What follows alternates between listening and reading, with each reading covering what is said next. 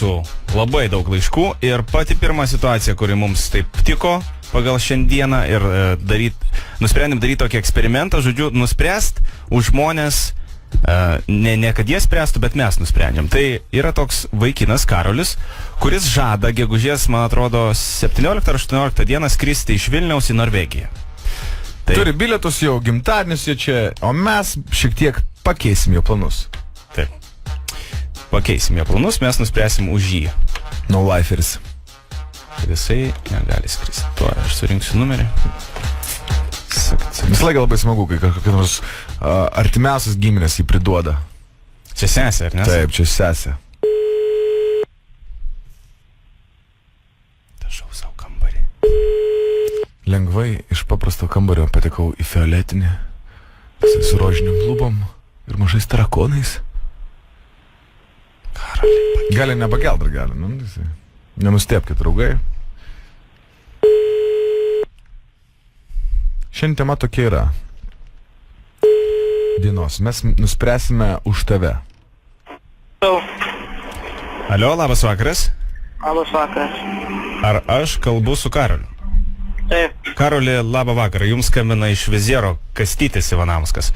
Ar mes galim pakalbėti dėl jūsų skrydžio į Norvegiją, jei neklystu, ar ne? Dabar 18 dieną. Taip. Jūs turite laiko pakalbėti?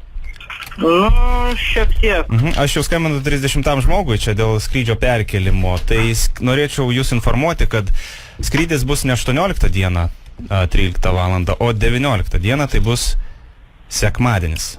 Nes mes taip nusprendėm. Juokauji. Ne, juokaujam, aš tiesiog bandžiau su jumis susiekti anksčiau. 19 valandą aš dabar norėčiau, kad Tai pasižymėtumėte jūs. 18 diena išeina sekmadienis. Atsiprašau, pirmadienį, 19 dieną. Galite jūs pasižymėti dabar? 19 diena, pirmadienis, 13 valandą iš Vilniaus į Norvegiją. Kodėl čia tai? Mes taip nusprendėm. Nusprendėme, juokauji. Ne, ką, matot, oro sąlygos įpareigoja tai daryti, bet to šiek tiek nesusirinko žmonių, tad mes du reisus suspaudėme į vieną. Kaip kompensaciją jūs gausite sulčių buteliuką lėktuve ir skrydis taip pat truks lygiai tiek pat, kiek yra parašyta ant bilieto, o daugiau kaip ir jokių nepatogumų tikrai nepatirsite. Tai... Na, aišku. Jums naujus bilietus, sakykite, atsiųsti kokiu paštu elektroniniu? Tuo pačiu? Tuo pačiu, ar ne, kokiu jūs esate susiregistravę? Taip. Gerai, tai jūs nieko prieš, ačiū labai. Jeigu kažkaip tai būsite vietoj, tai ir skundo nerašykite, gerai?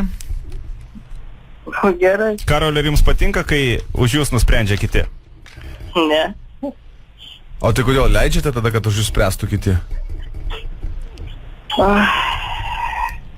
Nu tai jeigu jau taip nusprendė, tai ką galiu padaryti? Ką gali padaryti? Tu gali padaryti. Neleisk, kad aš tave spręstų kiti. Spręsk pats, nes neleisk, kad radistai už tave nuspręstų, kada tu keliausi į Norvegiją. Ar esi girdėjęs apie tokią kompaniją Man Nedzin? Ne. Ne. Skambina Karoli tau radistai iš Zip FM. Tavo Labas. sesė užregistravo, sakė... Ar balsavai prezidento rinkimuose? Nebalsavau. Nu, todėl tu ir esi, žinai kas, kur prisiūtas būna prie švarko, alkūnis. Ne. O kodėl nebalsavai, pasakyk man? Nebuvo kada? Toks užsiėmė žmogus esi, ar ne? Na. Dažai kambarį gal? Nedažiau. Panašiai. Bet panašiai. Nu tai ką, tai neleisk, Karoli. kad kiti spręstų už tave. Ar gali man garsiai pasakyti, aš nenoriu, kad už mane spręstų kiti? Negaliu, žinot. Tau patinka, kai už tai sprendžia? Tu negaliu. Kur esi? Darbe. Ai, darbė esu negaliu. Tau patinka, kai už tai sprendžia? Tarkim. Tarkim, na aišku. Gerai, aš tai labai linkiu tavo patekti į tokią vietą, kur už tave labai stipriai ir skausmingai nuspręs kiti. Tas, žinai, kur tipo, o, vyrai, nereikia. Tylėk, mes nusprendėm, kad tau tai patiks. Tylėk ir kentiek, būk vyras.